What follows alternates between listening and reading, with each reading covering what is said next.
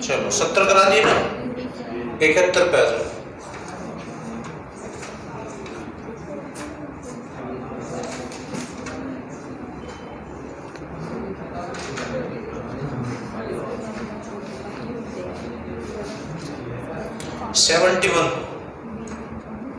ये है एक दुकानदार अपनी वस्तु को 10% हानि पर बेचता है।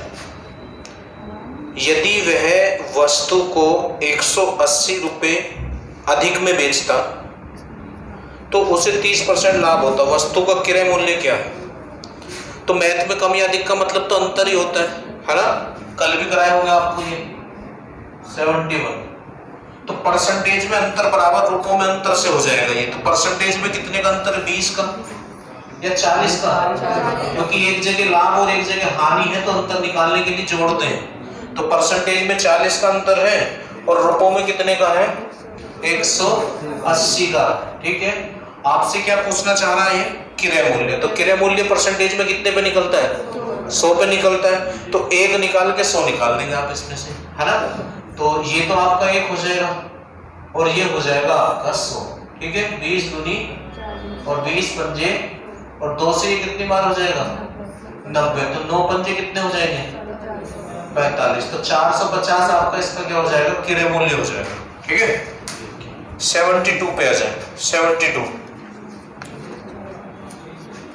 73 और 74 क्वेश्चन थोड़े से एडवांस से ध्यान से देखना इनको, है ना। ये तुम्हारी जो RS अग्रवाल है या SD यादव में नहीं है ये क्वेश्चन, तीनों क्वेश्चन। 72 क्वेश्चन है, एक दुकानदार अपनी वस्तु को 20% लाभ पर बेचता है, हाँ?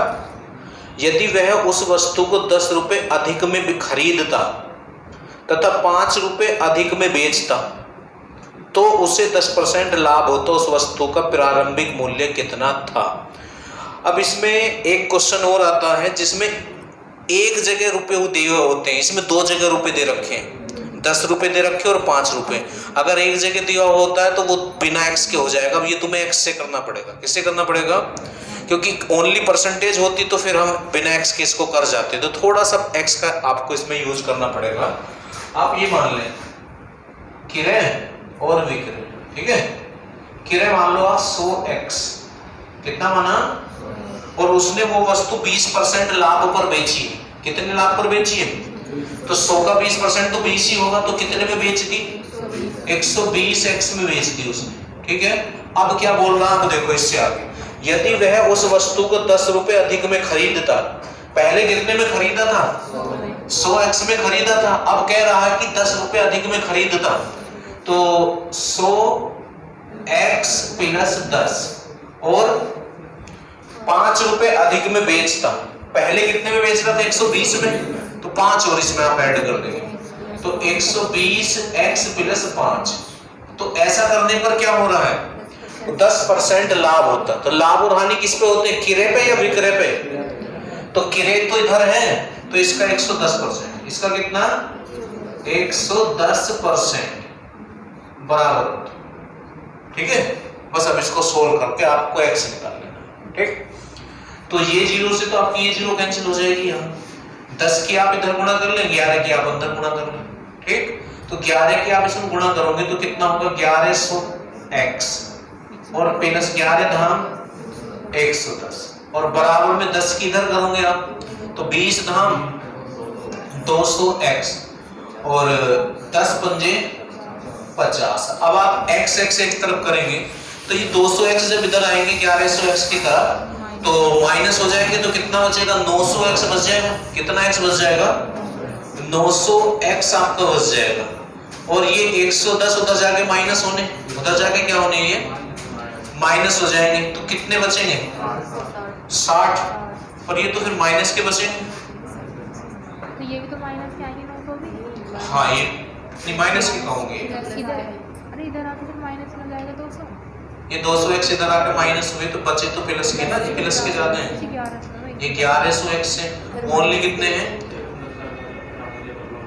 हाँ, एक मिनट,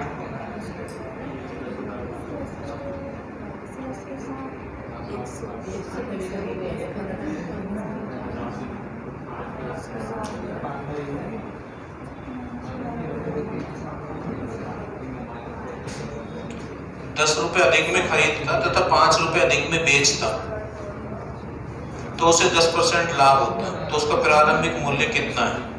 बस कहीं कैलकुलेशन चेक कर लो, उसमें तो गलती नहीं है। पहले हमने 100x माना था और वो 20% लाभ पे बहुत, तो 20 ही होगा तो 120 में बेच दिया। कहाँ पे? ये गलती, यहाँ गलती है। ठीक है, तो अब इसकी 10 की इधर गुणा करेंगे तो कितना हो जाएगा? 1200 हो जाएगा। कितना हो जाएगा?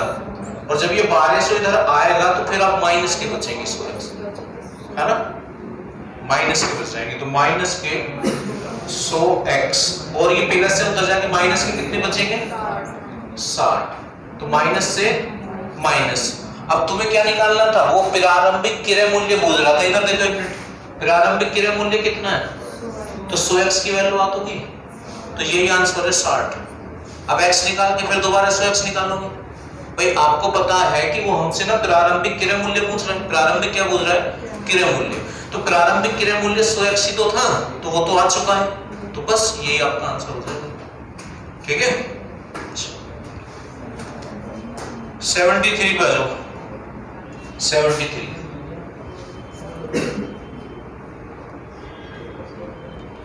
एक दुकानदार अपनी वस्तु को 10% हानि पर बेचता है।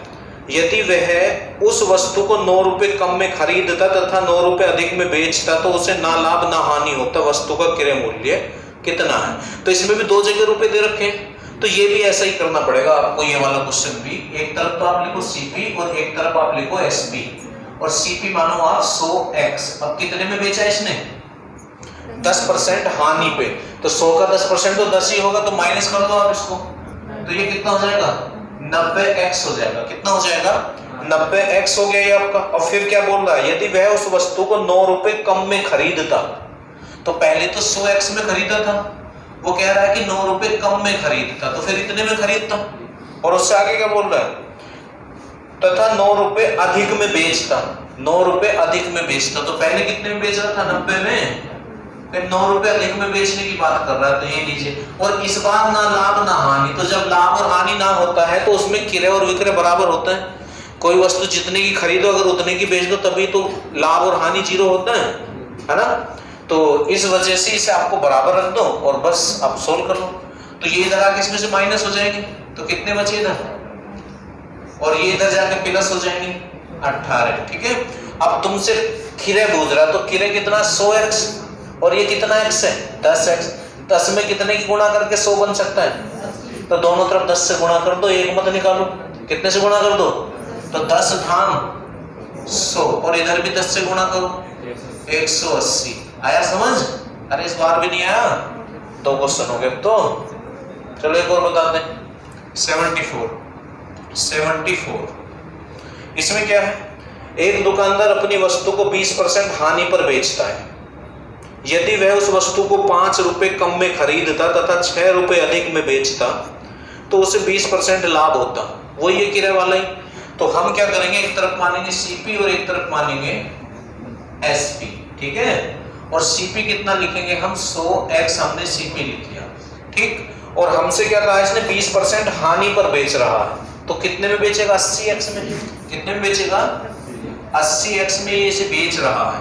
उससे आगे फिर इसने बोला है यदि वह उस वस्तु को 5 रुपए कम में खरीदता, 5 रुपए कम में खरीदता, ये लीजिए 5 रुपए कम में खरीदता तथा 6 रुपए अधिक में बेचता, 6 रुपए अधिक में बेचता, हाँ, तो उसे 20% का लाभ होता। तो लाभ किसको होता? क्रय पे। तो इसका 120 निकाल दो इधर। इसका कितना निकाल दो? 120% हटाने के लिए बटे में 100। ठीक है, 0 से 0, 2 पंजे 2 छिक्का 12, 2 पंजे 10। इसकी इधर और इसकी अंदर गुणा हो जाएगी। ठीक है, तो 6 की जब 100 में करोगे तो कितना हो जाएगा? 600, 106 पंजे 30 और 5 की इधर क्रॉस मल्टीप्लाई हो जाएगी, तो 5 अट्ठे 40, तो 400x प्लस के 5 छन 30। तो ये 400x आके इसमें से माइनस होंगे, तो कितने x बचेंगे? 200x बच जाएंगे।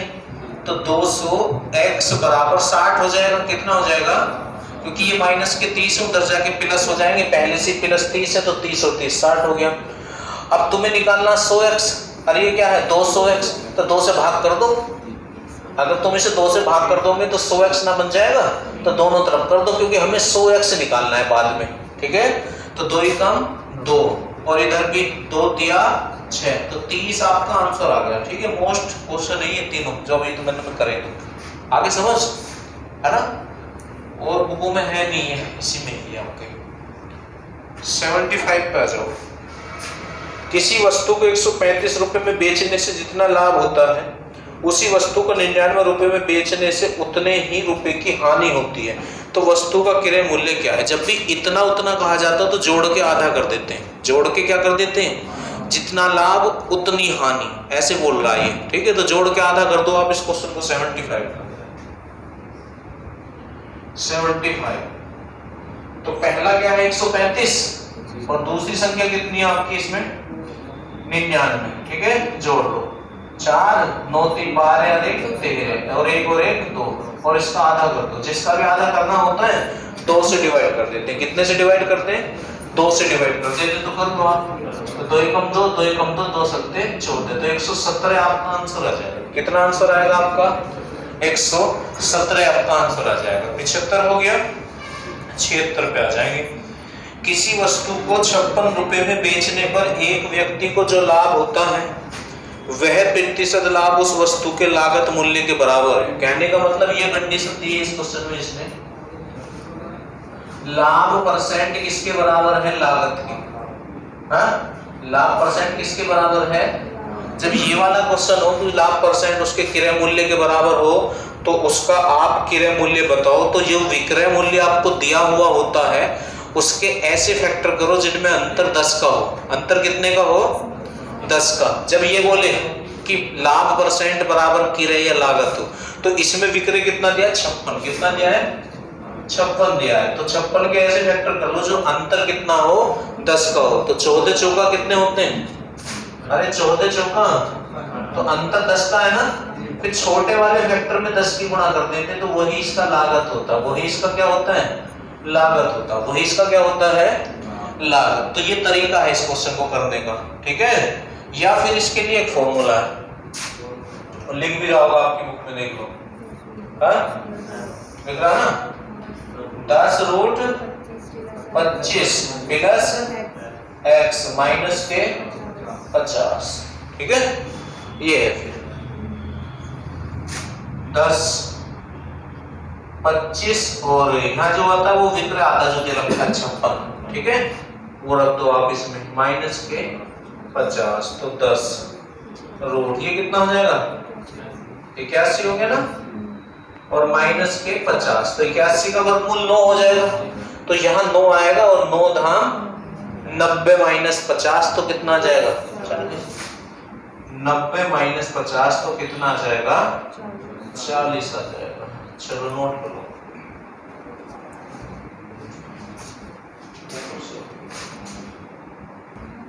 कहां तक हुए?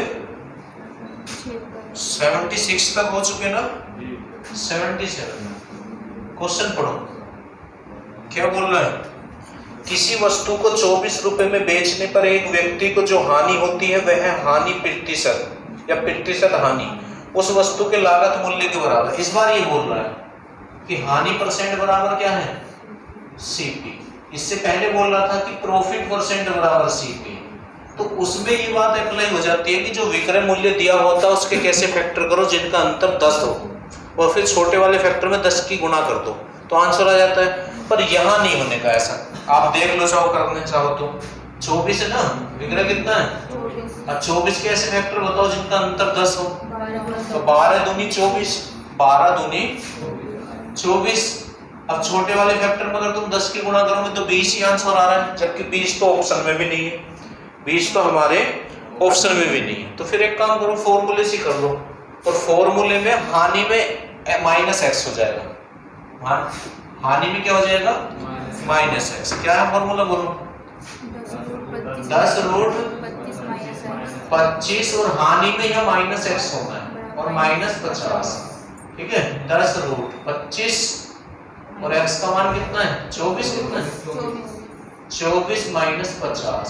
तो यहाँ से तो एक ही बचेगा, और रूट 1 की वैल्यू 1 ही होती है, उसकी 10 में गुणा करेंगे तो 10 ही आ जाएगा। तो 10 माइनस 50, तो माइनस के कितने बचे 40, और जो माइनस में चलने का नहीं है, हाँ, इस 100 में से घटा दो। कितने में से घटा दो?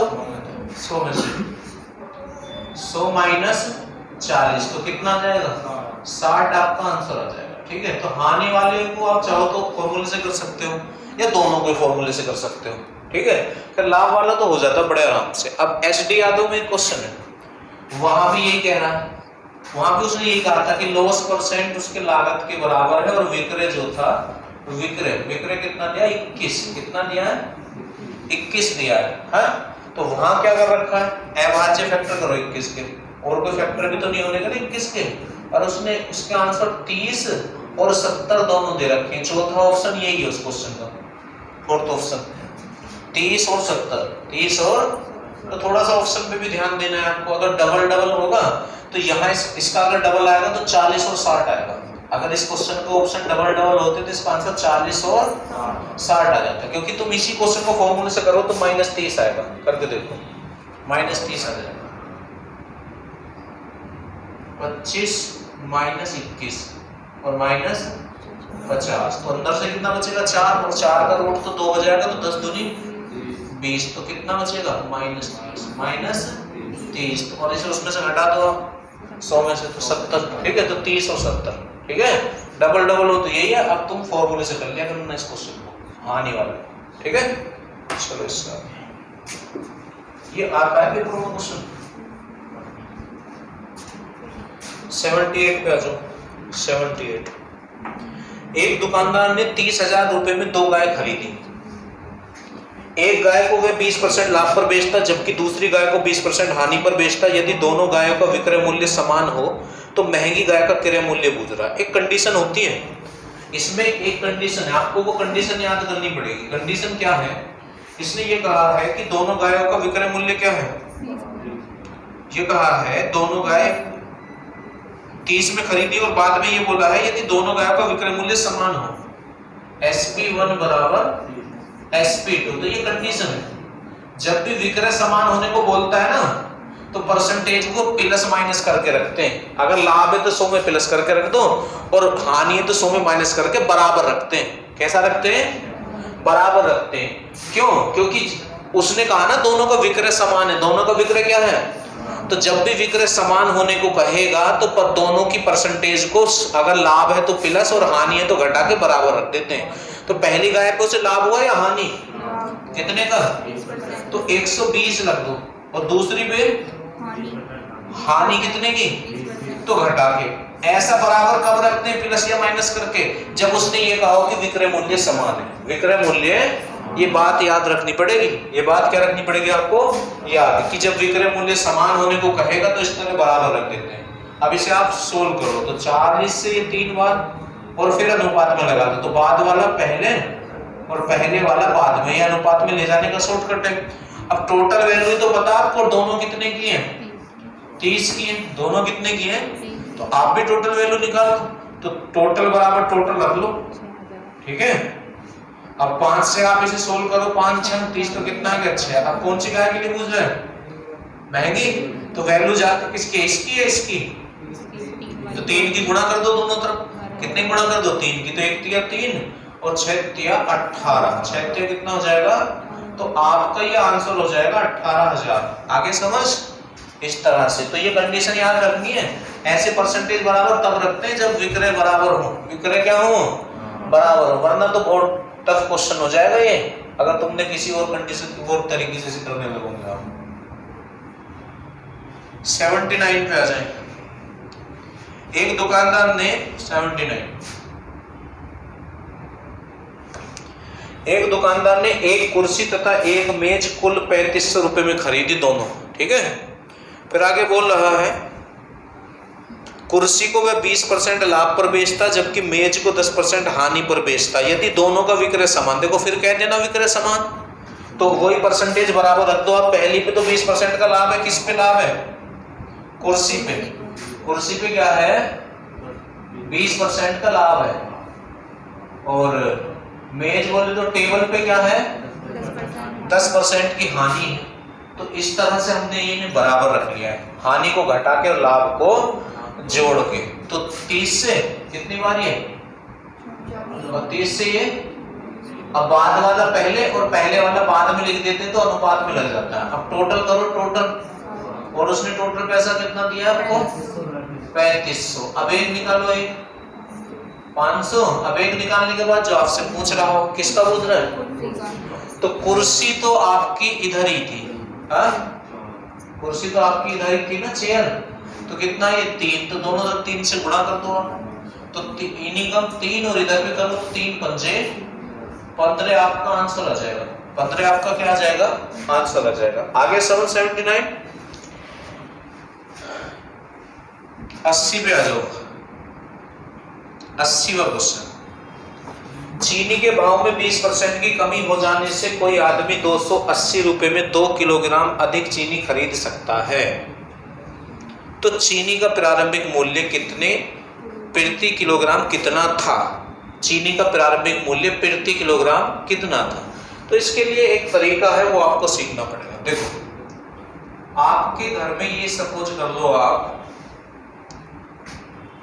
जितनी वैल्यू दी है इसमें, कितनी वैल्यू दी है 280 रुपए, कितनी वैल्यू दी है, आप ये सपोज कर लो या थोड़ी देर के लिए आप ये मान लो कि हमारे घर पे एक सप्ताह में या एक मंथ में 280 रुपए की चीनी लग जाती है। कितने रुपए की चीनी लग जाती है, 280 रुपए की चीनी लग जाती है, और बहुत दिन से ऐसे ही चल रहा है, हाँ तो हर मंथ तुम, और वो काम तुम्हारा ये चीनी लाने का, हर मंथ आप 280 रुपए लाते हो घर से, तुम्हें दे देते घर वाले की चीनी लेते हैं ना उधर से, हैं।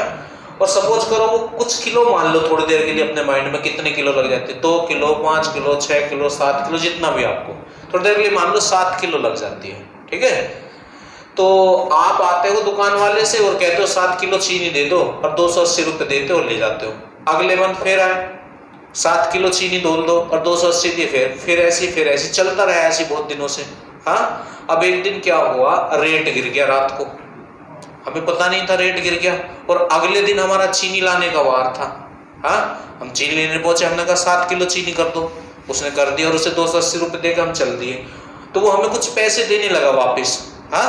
हमने कहा पैसे क्यों दे रहे हो, उसने कहा रेट गिर गए। क्या गिर गए, बोला कितने गिर गए, बोला 20%। बोला हिसाब लगा के बताओ कितने दे रहे हो वापिस, तो 280 का कितने परसेंट, 20% निकालो आप, तो कितना आएगा 56। अरे 10% 28, तो 20% डबल हो जाएगा, तो 56, तो वो 56 रुपए दे रहा था, नहीं लो 56 रुपए, हाँ। तो किसी हिसाब से ना रेट गिर के 20%, उसने कहा तुम पैसे रख लो, चीनी दे दो। तो कितनी अधिक चीनी मिल रही है, क्वेश्चन पढ़ो, 2 किलो, कितनी अधिक मिल रही है, तो ये 2 किलो चीनी किसकी वजह से अधिक मिल रही है, इन 56 रुपयों की वजह से तो मिल रही है। अगर तुम वो रेट ना गिरता तो ये 56 रुपए ना बचते, और 56 रुपए की वजह से ही 2 किलो चीनी आपको मिल रही, क्योंकि आपने उन्हें लेने से मना कर दिया कि चीनी दे दो, तो उसने 2 किलो चीनी और दे दी। तो इसका मतलब ये हुआ कि ये 2 किलो चीनी 56 रुपए की तो है, क्या भाई, वो फालतू थोड़ी दे देगा, जितनी 56 की आ रही होगी उतनी दे रहा होगा, तो 2 किलो आ रही थी, ठीक है। तो 2 किलो कितने रुपए की है, तो 1 किलो कितने रुपए की, 2 से भाग कर दो, हाँ कितने की, 28 की। अब ध्यान से सुनना, अगर ये पूछता कि उसका वर्तमान रेट बताओ, तो क्वेश्चन हो गया, यही आंसर है उसका, नहीं प्रारंभिक नहीं, गिरा हुआ रेट बताओ तो भी हो गया, बदला हुआ रेट बताओ तब भी हो गया, परिवर्तित रेट बताओ तब भी हो गया। ये 4-5 शब्द वो बोल सकता है कि वर्तमान मूल्य बताओ अब क्या है, हाँ? तो अब 1 किलोग्राम चीनी 28 रुपए की है, वो ये भी तो कह सकता बदला हुआ मूल्य बताओ, तो अब भी यही बात पूछनी चाह रहा वो। और ये गिरा है तो कह सकता कि घटा हुआ मूल्य बताओ, तो अब भी यही बात है, पर वो पूछ रहा प्रारंभिक कौन सा, तो उसके लिए 2 लाइन और बढ़ते हैं अगर प्रारंभिक रेट पूछता है। अच्छा, अब 1 किलो चीनी कितने की, 28 रुपए की, हाँ? पर ये 1 किलो चीनी 28 रुपए की कब हुई, जब रेट कितने % गिर गया, तो इसका मतलब ये 80% की वैल्यू है। कितने % की वैल्यू है, और अगर रेट गिर जाता 10% तो फिर ये होती 90% की वैल्यू। कितने % की वैल्यू होती, अगर रेट गिरता 30% तो फिर ये होती 70% की वैल्यू। अगर रेट बढ़ जाता 20% तो फिर ये होती 120% की वैल्यू, ठीक है। अब पहला जो निकलेगा 100 पे निकलेगा, एक निकाल के 100 निकाल दो, एक निकाल के 100 निकाल दो, तो एक तो ये हुआ, और 100 निकालना तो 100 से कर दो आप मल्टीप्लाई, ठीक है। अब 20 चौक 80 और 20 पंजे 100 और 4 सत्ते और 7 पंजे, तो प्रारंभिक जो रेट था 1 केजी का वो 35 रुपए की 1 किलोग्राम। पहले इतने की 1 किलोग्राम आती थी, रेट गिर गया तो इतने की 1 किलोग्राम, तो प्रारंभिक पूछ रहा है। तो ऐसे होता है क्वेश्चन, ठीक है। अभी और होगा एक दो क्वेश्चन, सारे बता देते, समझ आ जाएगा आप लोगों को। क्वेश्चन नंबर 81 पे आ जाओ। 81 में क्या है, किसी वस्तु के मूल्य में, अच्छा सेब है ना, सेब के मूल्य में 25% की वृद्धि हो जाने से कोई आदमी 900 रुपए में 3 किलोग्राम कम सेब खरीदता है। आप सपोज करो कि आपके घर पे सेब आते हैं हर मंथ या हर सप्ताह 900 रुपए के, हाँ। अब पता नहीं कितने किलो आते हैं, मान लो कुछ भी 7, 8, 10 किलो जितने भी, सपोज कर लो 11 किलो आते हैं, तो हर मंथ 11 किलो सेब आते हैं आपके घर पे, हाँ। कितने रुपए के? 900 के। तो तुम्हें आदत पड़ी हुई है, मंथ हो जाता है, तुम आते हो उससे कहते हो 11 किलो सेब दे दे और 900 रुपए दे के चले जाते हो, हाँ। अब रात रेट बढ़ गए 25%, हमें पता नहीं था, हमें आज सेब ले जाने थे, हाँ। तो तुमने आके ये कहा 11 किलो सेब दे दो, उसने कर दिए, तुम उसे 900 रुपए देने लग गए, हाँ। तो उसने 3 किलो सेब निकाल लिए। हमने कहा क्यों निकाल रहा? बोला रेट बढ़ गए रात। तो कितने बढ़ गए? 25%। तो इसका 25% और जिसका भी 25% निकालना हो, हाँ, या ऐसे समझो तो 4 से भाग करते हैं या बट्टे में 100 आ जाएगा, 2025 निम्मा तो 225। तो वो 3 किलो सेब निकाल के देने लगे हमको। हम कह रहे 11 किलो क्यों नहीं दे रहा? बोला रेट बढ़ गए। तो कितने बढ़ गए? 225 रुपए और दो, तो फिर 11 किलो दे दूंगा। हालांकि 11 किलो कहीं लिखा हुआ नहीं है, वो हमने ही मान लिया ऐसे ही, समझ गए ना। कुछ भी मान सकते हैं, XYZ कुछ भी, थोड़ा समझाने वाली बात है। तो इसका मतलब 3 किलो सेब निकाल रहा है ना, वो 3 किलो कम दे रहा है, तो वो इतने रुपए के 3 किलो, ठीक है। तो 3 किलो कितने रुपए के? 225 रुपए के। तो 1 केजी कितने के हो जाएंगे? 3 से भाग कर दो, 3 सत्ते 21 और 3 पंजे, हाँ। तो 1 केजी कितने के? 75 रुपए के। अब देखो वो कौन सा रेट पूछ रहा, तो प्रारंभिक के लिए 2 लाइन और बढ़ेंगी। तो ये कितने परसेंट वाला रेट है? 125% वाला रेट है, क्योंकि ये जब आया था जब रेट 25% बढ़ गया था, तो ये 125% वाला रेट, 125% बराबर आ जाएगा आपका 75। अब 1 निकाल के 100 निकाल दो, क्यों? तो 1 और 100, ठीक है। तो 25 दिया और 25 पंजे और 5 से ये और 20 दिया। पहले 1 केजी 60 के आते थे, अब रेट बढ़ गया तो 1 केजी 75 के आ रहे हैं, ठीक है। अरे आप कुछ समझ, हाँ आगे बढ़ो। 82 पे आ जाओ। किसी वस्तु के मूल्य में 33.33% की वृद्धि हो जाने से कोई आदमी 720 रुपए में 4 किलोग्राम कम वस्तु खरीदता है, तो वस्तु का बढ़ा हुआ मूल्य प्रति किलोग्राम कितना? देखो पूछ रहा बढ़ा हुआ, इसका मतलब जो हम निकालेंगे उसे पूछ रहा है, वर्तमान कोई, हाँ।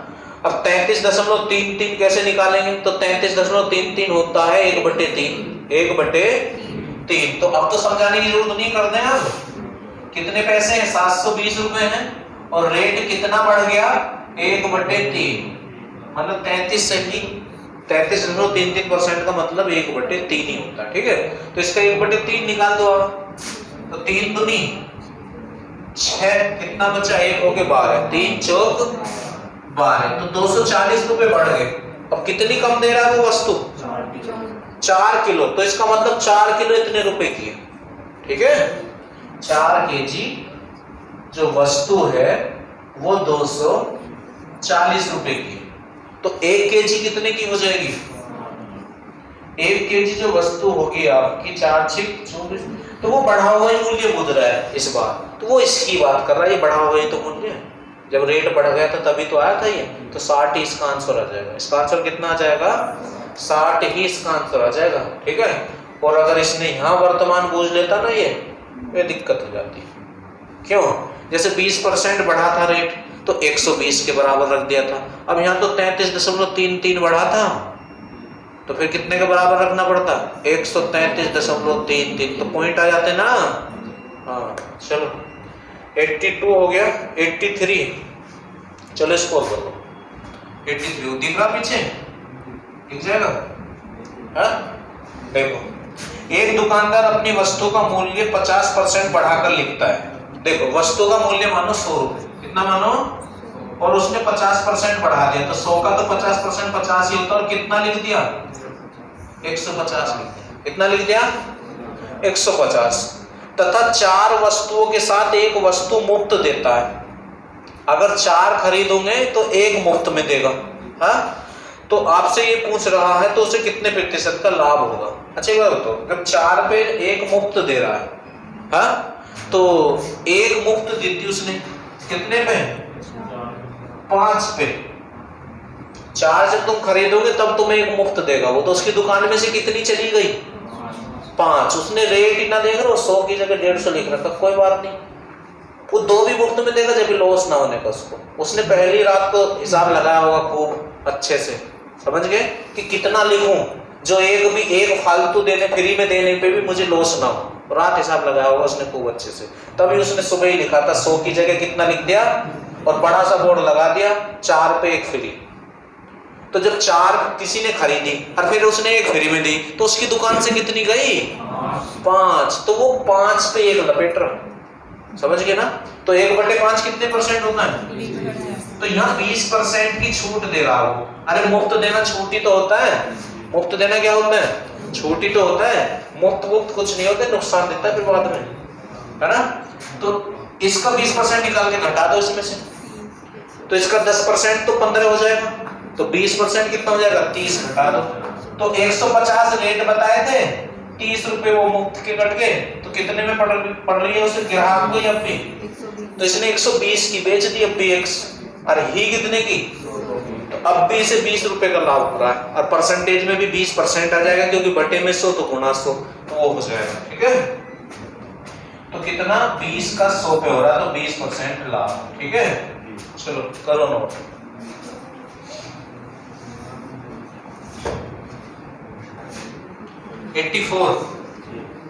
एक दुकानदार अपनी 60% वस्तुएं 20% हानि पर बेचता है तथा शेष वस्तुएं 40% लाभ पर बेचता है, तो उसे कुल कितने प्रतिशत लाभ या हानि हुई? देखो मैं बताता हूं कैसे करना है। आप ये मानो उसके पास टोटल 100 वस्तुएं हैं। कितनी वस्तुएं हैं? और एक वस्तु 1 रुपए की है, तो 100 वस्तुएं कितने रुपए की हो चुकी हैं? 100 रुपए की। अब इनमें से कितनी? 60%। तो 100 का 60%, 100 का कितना? 60% कितना होगा? 60 ही होगा। अब ये हानि पर बेच दी उसने, कितनी हानि पर? 20% हानि पर, तो इसका 20% निकाल दो आप। इसका कितने परसेंट निकाल दो आप? 20%। तो 6 दूनी तो 12 रुपए की हानि हो चुकी है उसे अब तक। मैंने माइनस लगा दिया हानि के लिए। ठीक है, उससे आगे फिर क्या हुआ? शेष वस्तुएं, तो टोटल वस्तु कितनी थी? 100। अब 100 में से 60 तो बिक चुकी हैं, तो बची कितनी? तो ये जो 40 वस्तुएं हैं ये उसने लाभ पर बेच दी। कितने परसेंट? 40% लाभ पर। तो 40 का 40% 16 हो जाएगा। कितना हो जाएगा? तो यहाँ लाभ हो रहा उसे, तो फाइनली उसे हानि हो रही है या लाभ? कितने का? कितने पे? 100 पे। बटे में किराया आता है, बटे में क्या आता है? तो बटे 100 और परसेंटेज लाने के लिए गुणा 100 तो कट जाएगा, 4% लाभ आंसर आएगा। 4% लाभ आपका क्या आ जाएगा? आंसर। ठीक है, चलिए इससे आगे आ जाएंगे। 85। एक दुकानदार अपनी वस्तु 30% वस्तु तो 40% हानि पर बेचता है तथा शेष वस्तु 10% लाभ पर बेचता है। देखो ये भी ऐसे ही। 85 टोटल वस्तु 100 मान लो और एक वस्तु 1 रुपए की मान लो, तो इनमें से कितने परसेंट?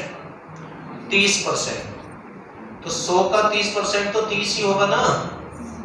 ये लीजिए 30। 40% हानि पर बेचता है। कितने परसेंट हानि पर बेचता है? 40% हानि पर। तो इसका 40% कितना होगा? 12। तो 12 रुपए का इसे लॉस हो रहा है। अब शेष कितनी बची? 70। और शेष को ये कितने लाभ पर बेच रहा है? 10% लाभ पर बेच रहा है। तो इसका लाभ मतलब 7। तो इस बार तो हानि हो रही है 5%। कितने रुपए की? 5%। किस पे? 100 पे। तो बटे 100 गुणा 100 तो 5% हानि आपका आंसर आएगा। ठीक है, 86 पे आ जाओ। एक दुकानदार अपनी 20% वस्तुएं 25% हानि पर बेचता तथा शेष वस्तुएं 25% लाभ पर बेचता है, तो उसे कुल मिलाकर कितने परसेंट का लाभ या हानि होगा? तो इस क्वेश्चन को आप कर लेना। अब 2 क्वेश्चन तो करा दिए मैंने ऐसे बिल्कुल आपको। इससे आगे आ जाओ, 87 पे आ जाओ।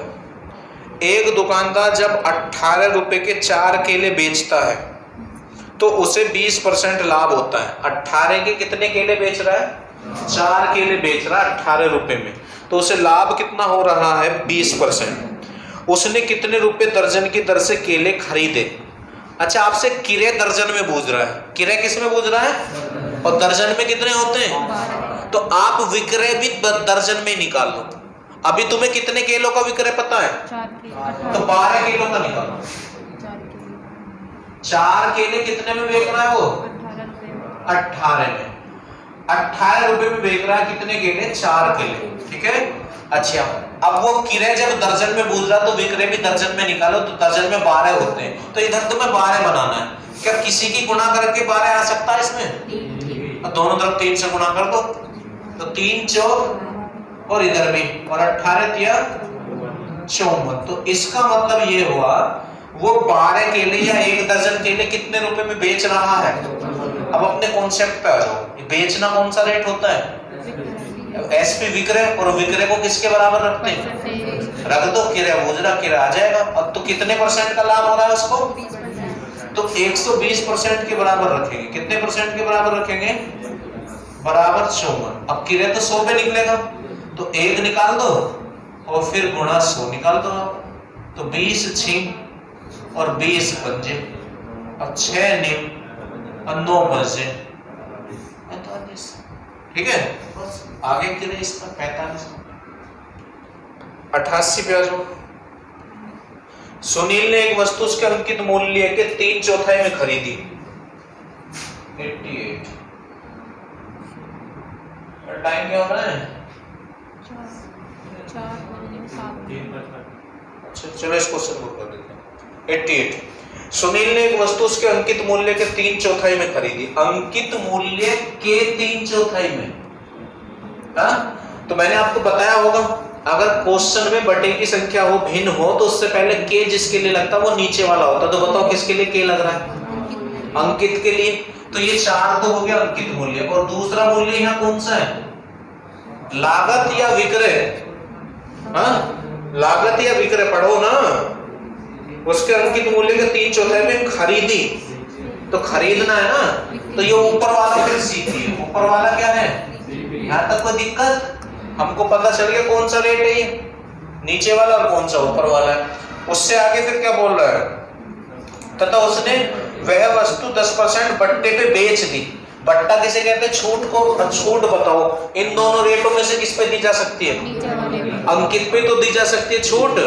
तो 4 का 10% निकाल के 4 में से घटा दो, विक्रय आ जाएगा। अब 4 का 10% तो 0.4 होगा, तो दशमलव से तो डर लगता है। हाँ, फिर ऐसे कर लो। अरे ये कर लो ना, ये नीचे।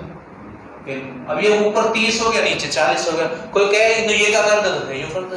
अब भी तो 3/4 ही, 3/4 ही तो है। बटे का मतलब अनुपात होता है, अनुपात में कितनी भी जीरो बढ़ा सकते हैं। ठीक है, तो अब इसका 10% आराम से निकल जाएगा। कितना बट्टा दिया इसने? 10%। और ये अंकित पे ही दिया जा सकता है। इसका 10% तो 4 होगा ना। 40 का 10% 4, 100 का 10% तो 10 होता है। 40 का 10% 10 थोड़ी हो जाएगा, 4 होगा। तो कितने रुपए में बेच दी उसने? 36 में बेच दी। और ही कितने की? 30 की थी, और 36 में बेच दी। तो कितने का लाभ हो रहा है? कितने पे? 30 पे। तो 6 पंजे और 1/5 कितना होता है? तो 20% लाभ इसका आंसर आ जाएगा। ठीक है, चलो इतना रहने तो आज मैथ में।